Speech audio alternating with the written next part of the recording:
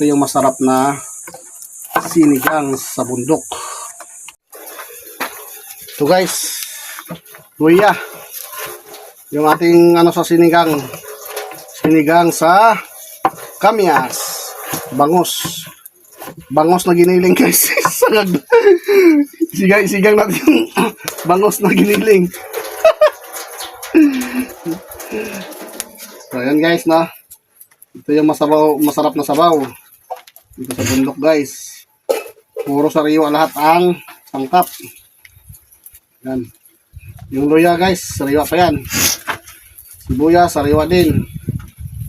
Tapos higit yung kamyas, sariwa talaga guys, kakapitas lang. Napakatsawa. Tapos lagyan natin ang puso ng saging guys.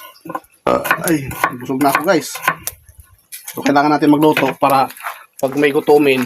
Bira mo yung kamyas guys, oh. Ang dami. Hugasan ko lang muna guys. Yun guys, ang paraan nito sa pagluto ng sinigang ng kamyas guys. Sa pagpakulo pa lang ng tubig guys sa sinigang. Sama nyo na to guys, lahat ng sangkap. Tapos kailangan biakin nyo guys para kung pwede lang ganito pagbiak guys, oh. Para makuha talaga yung asin niya guys.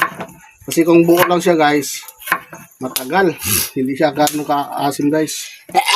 Pwede rin hiwain yung ganito guys. So kung nagmamadali kayo guys, may kunting bulaklak pa nga siya guys. So hindi pa siya gano'ng gulang kasi guys. Pero ito yung kasagsagan ng asim talaga guys. Yan oh.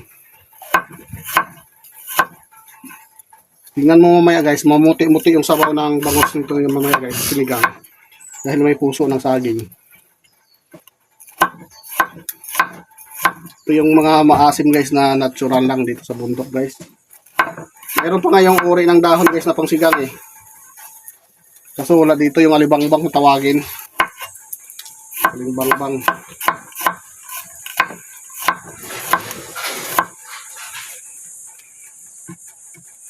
So yun, masarap na sinigang talaga ito guys. Sobrang asim. Yan ang masarap na, yung asim niya guys ay natural lang. Hindi siya yung asim na katulad sa mga nabibili natin mga nor-nor yan, nor-nor. Ganyan guys, ito natural. Natural lang siya guys. Ayan.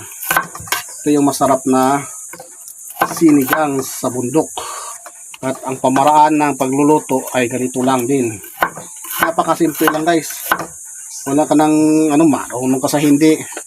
Kahit anong pang ilalagay pagka